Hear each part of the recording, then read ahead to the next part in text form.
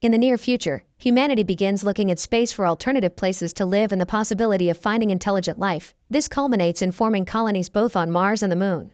Major Roy works as an astronaut, which has been his dream since he was a little kid, and is currently taking a psych evaluation before accepting his next mission. He assures the doctors that he's fine, and he keeps up an excellent poker face, but he can't stop thinking about the fact his wife Eve has left him because his work takes up most of his time. Today's mission consists of fixing a robotic arm at one of Earth's many space antennas. Roy climbs an extremely high ladder without any trace of fear, but things quickly get nasty when a strange light begins blinking. Suddenly a power surge causes part of the antenna to explode and many astronauts begin falling to their deaths. Roy immediately goes looking for the power lever and shuts it down, but another explosion hits him and he falls as well. Surprisingly, he stays very calm, and when he's close enough to Earth, he releases his parachute, which allows him to land safely. Later at home, Roy thinks he should be feeling something after such an unlikely survival, but he only keeps remembering Eve telling him he has a self-destructive side. He also watches the news and learns that electrical storms have been wreaking havoc across the globe. Sometime later, the higher-ups from Spacecom call Roy for a top-secret meeting because they're very impressed by his ability to keep calm in the worst situations, plus the fact he has no family to hold him back. They show him spectrogram images of Neptune full of cosmic ray bursts, which are causing the electrical surges. The Llama project is brought up, a name Roy's familiar with because the commander behind that mission had been his father Clifford. It was the first manned expedition to the outer solar system, which began 29 years ago, but 16 years into the mission the ship disappeared and all data was lost. Deep space missions were halted after that. As far as they know, the crew was dead, however the power surges make them think Clifford may still be alive. The surges seem to be caused by an antimatter reaction, which was the material that fueled the mission. This may cause a potentially unstoppable chain reaction that could threaten the stability of the entire solar system and destroy all life in it. Spacecom wants Roy to travel to Mars and send a message to Clifford. Perhaps hearing his son's voice will finally make him send a sign back. Still keeping a poker face while hearing about his dad, Roy accepts the mission, although he knows he has no choice and they're just using him. Afterward, Roy begins getting ready for the trip and decides to watch the last video his father ever sent him, which was recorded right before he reached Neptune. The man left when Roy was still 16 and his message is mostly rambling about the possibility of finding life, but at least he ends it with an "I love you, son." At that moment, Roy is approached by Pruitt, an old friend of his father's that will also go on this mission. Pruitt wants to know if Roy is doing well emotionally, and when Roy explains he still thinks his dad is dead, Pruitt points out they need to be ready for the possibility that Clifford is hiding from them. The night before the mission, Roy tries to record a message for Eve, but in the end he doesn't know what to say and doesn't record anything. For the next psych evaluation, he admits he hasn't slept much but he still feels ready, so his trip is approved. Since the mission is completely secret, Roy will fly commercially to the Moon as a cover and then reach Mars from there. The journey is very calm, but all passengers are reminded that the Moon is borderless and many mining zones are disputed territories in a state of war. When they make it to the colony, Roy notices it's become a commercial recreation and thinks Clifford would have hated it all. Roy and Pruitt take the train to the Spacecom base and Pruitt explains nobody here knows about their mission either. The launch pad is on the other side of no man's land, so they'll have armed personnel to protect them. Roy wonders what was the last time Pruitt talked to his dad, and Pruitt confesses it had been a fight. Since Pruitt had thought of retiring, Clifford called him a traitor. Pruitt wonders if Roy is worried, but Roy admits he isn't. He thinks his dad is a hero and is disgusted by how Spacecom wants to paint him as the villain. At the base, Pruitt and Roy are assigned to rovers and they leave surrounded by soldiers. However, when they reach an open area, they're soon ambushed by pirates, who open fire on them. The two escorting rovers immediately go down, and Roy's suit gets punctured, but fortunately he manages to quickly fix it. The driver of his rover is shot too, and Roy pushes the body off to take over, driving among some of the base's structures to make some pirates crash. Then Roy tries to shoot at the remaining pirates, but they hit his rover with theirs and cause him to fall into a crater. Roy pretends he's lost control of the vehicle, and once the pirates are gone, he begins driving again, getting to escape through the darkness. The base launches some missiles to kill the pirates once they're far enough.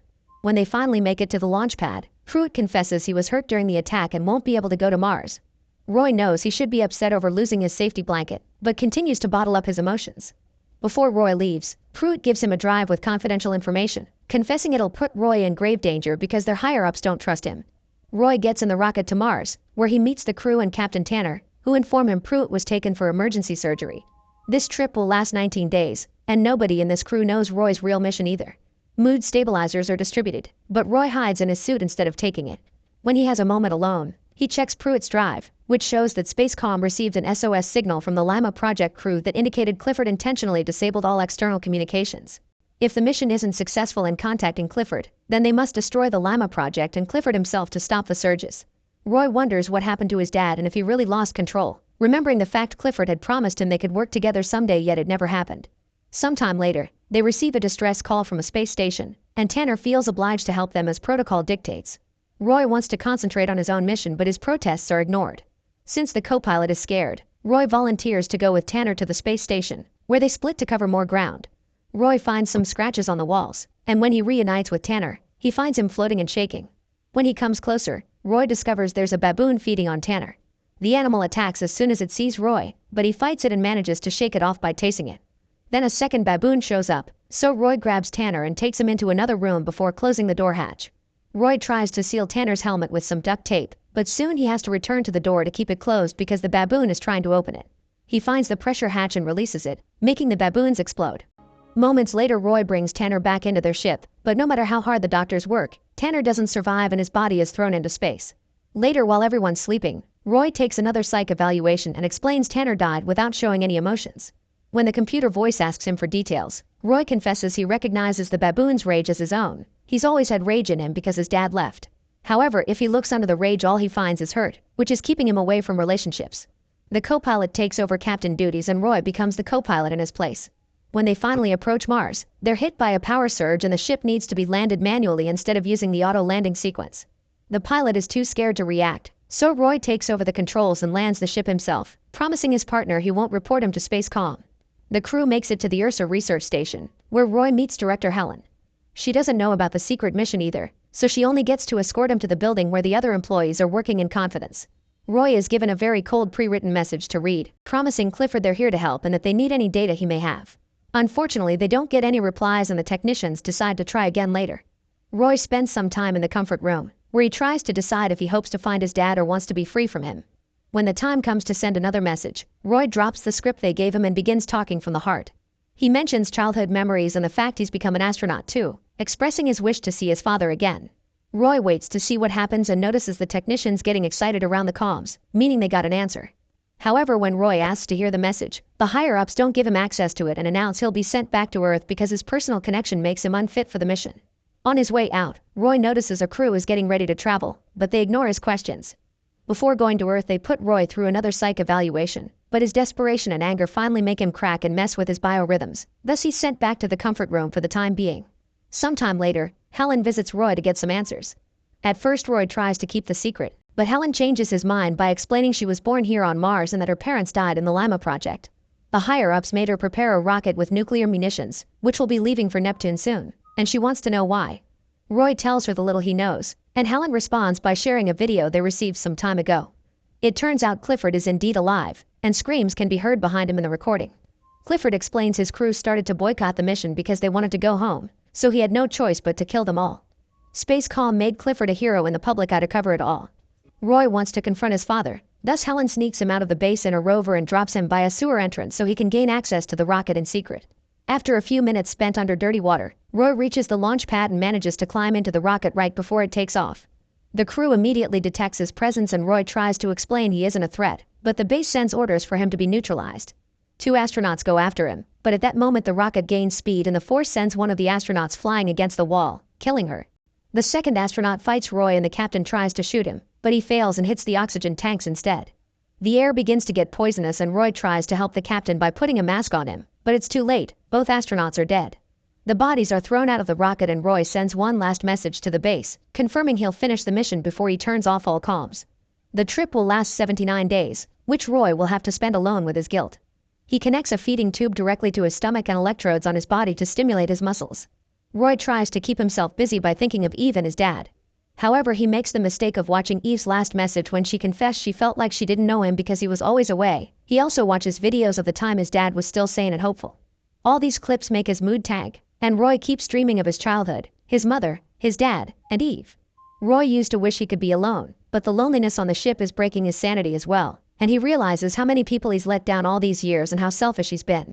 By the time he finally approaches Neptune, Roy is on the edge of losing it, but he manages to put himself together for the mission.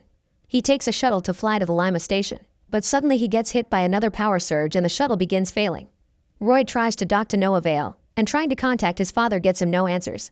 He has no choice but to leave the pod and spacewalk into the Lima station. Inside, Roy finds the crew's bodies floating around and an old music video playing on a screen. He also finds his dad's room, where he can see all the signs of obsession with finding life in space. Roy goes further inside and begins programming the explosive when Clifford finally finds him, and while Roy keeps his poker face, the sadness is still clear in his eyes. Clifford explains he's been trying to stop the surge, which was caused by the crew's boycott. The captain must go down with the ship, and Clifford considers this his home. He has no interest in returning to Earth, and he admits never caring about his family. Roy tells him he still loves him and reaches out to grab his hands, which Clifford accepts after some hesitation. While Roy helps his dad get into his suit, Clifford says he's proud of his son for traveling all the way here and wonders if they could have made a better team, because his crew checked the data and when they found no signs of life, they immediately gave up. Roy points out this isn't a failure because now they know they are all they got. They activate the bomb to explode in 3 hours and leave the station, but as soon as they make it outside, Clifford tries to throw himself into space. Roy holds onto their anchoring rope to keep him close, but Clifford begs for freedom and Roy decides to grant him this last wish. The rope is unhooked and as Clifford floats away into the abyss, Roy finally allows himself to have a breakdown. He floats for a while, wondering if he should give up too, but then he realizes he still has one more chance. Using his suit's propellers, Roy returns to the Lima station and removes a panel door, which he uses to protect himself from the asteroids in order to cross Neptune's rings. As he makes his way back to the rocket, Roy remembers the last words his father told him while he downloaded the research data. Clifford said that by obsessing so much on finding life, he ignored all the beauty on the planet's surfaces. Roy hits the side of the rocket, and after rolling around for a bit, he manages to hold onto the railing and get back inside. He doesn't have enough fuel left, so he waits for Lima to explode and uses the shock wave to propel the rocket. Many days later, Roy lands safely on Earth and a group of soldiers immediately rescue him, assuring him the Lima data arrived safely as well. During his next psych evaluation, Roy says he's been sleeping well, and that he's aware of his surroundings. Now he's also very aware of his loved ones, so he's finally ready to commit and reunite with Eve to start things over. Make sure to subscribe and turn on notifications so you can watch more videos like this. Thanks for watching.